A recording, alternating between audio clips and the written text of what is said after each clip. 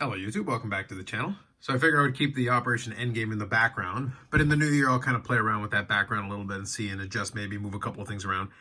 I want to include here a mail day that might be my last mail day of the year, question mark. Although my last ComC one did actually ship out today as I'm recording this, so we'll see. Maybe it'll come in the coming days. This mail day will probably appear on Tuesday morning as an additional video as we move towards the end of the week. I've got a couple of ideas for some videos I want to do and maybe a couple of other things that I'll talk to before we get to the live stream on Saturday, so we'll see what happens. So live stream, as I mentioned there, will be Saturday at 8 p.m. Eastern time, kind of the usual time, but on a different day. So for this mail day, it's going to be from ShipmyCards. This one, I actually had to move it forward a little bit quicker because I did want to get it in hand, get some of these cards into the collection.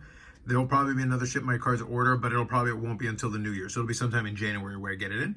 So 3 of these are going to be some AEW cards for the Britt Baker PC, and then the last one is a shiny Favre that I'll finish things off with. So first one here is from AEW Spectrum. Actually, I think all 3 AEW cards are from Spectrum, as I tried to grab some of that stuff. So we got the chair shots. So this is the metal card that came in Spectrum. These are actually 1 in 8 packs, but each pack is the equivalent of a box. So if you do it 1 per 8 packs, it means you're actually doing these about 1 per case. So it actually makes them pretty tough to come by. Kind of interesting cards. Obviously, they're die cut as well, in addition to being metal. They are literally metal cards, so kind of an interesting take on it. The next 2 here are also kind of interesting ones as far as inserts are concerned, a little bit different. This next one here from AEW Spectrum is Table for 2. So we got Britt Baker and Tony Schiavone. Now you'll notice a theme with a lot of the images there. And you'll see it one more time when I show you the last card. So this is a table for 2, and it's a piece of table. And they've got an autographed version of this one that's kind of tough. Now, one thing I did notice, and I'll just kind of give this observation here. I did notice that the AEW product, I did open up 2 boxes on the channel, which I've done at the expo. But I will say that I'm finding that this product just has been very, very lightly broken. And that's something maybe worth keeping an eye out on because the singles just don't seem to come up very often. It's one of those things where some of the cards are tougher to come by, for sure. But in comparison to what you'd think, given the amount of potential boxes that could be opened, a lot of the stuff just isn't coming out. Now, in fairness, one point that I would make is that we're probably still a little bit away from getting the E-Pack. And it would not shock me if some interesting items come out of that E-Pack.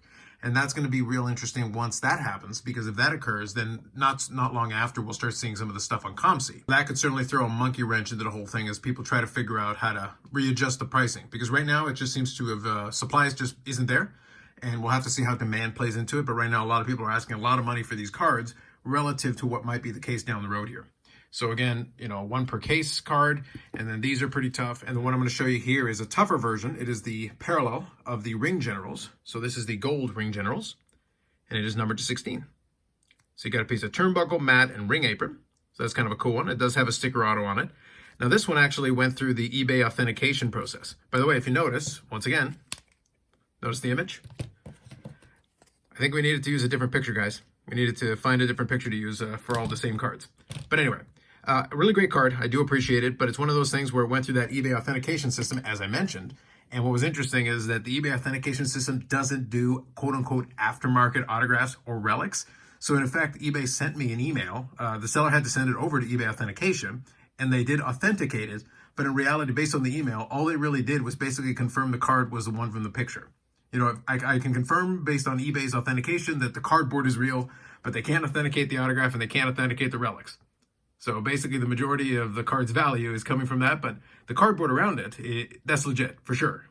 I just find that kind of funny. It's one of those things, like it added maybe a week and a half to the whole process to basically say like, yes, it is in fact a Ring General card numbered to 16, but we can't certify anything else.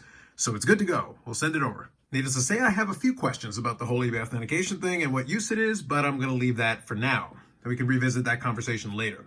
So let's finish this off with a shiny Favre card. This is from 1997, Metal Universe, and this is the Platinum Portraits. It's actually a really nice looking card. Another one to add to the Not a Swell Fella PC. So you got some nice reflective shine, some rainbow foil, and you got him wearing a seasonally appropriate hat. And I'm recording this late on Monday after the Packers played on the Monday Nighter. They did win, so their slim playoff hopes remain alive, despite everything else. So we'll have to see what the rest of the season holds out for those guys, but there's a representation of the previous regime, the Favre era. But at least we got a shiny 90s card to come out of it. So that was a little bit short mail day from ShipmyCards. I will, as I said, have another mail day coming up probably down the road here. Maybe a ComC one before the end of the year, but for the most part, a lot of the pickups are done. If this had come in a little bit earlier, these would probably have made it potentially into the favorite pickups, because this one here is certainly one that I appreciate, although I like this one quite a bit as well. But definitely the shiny Favre, you know, you got to always appreciate that. That's always a good one. But some fun cards, and I've got a couple of others that I'm definitely going to be waiting on, but it is going to be very wrestling heavy, I think, the first couple of mail days of the year, outside of the ComC one, which will be a little bit of a mixed bag. But it will be a lot more wrestling heavy, because right now, that's just what I'm finding at the moment at a price point I'm satisfied with. I was able to negotiate this one down to a price that I could live with, although some of the other items that I'm looking at that are potentially interesting, right now the price is a little bit too rich for my blood. We'll see if that changes in the new year as people kind of hold that for a while. And as I said, maybe that ComC thing will throw a little bit of a wrench into that market and start adjusting it a little bit more in favor of kind of what I'm thinking. Otherwise, that's it for me.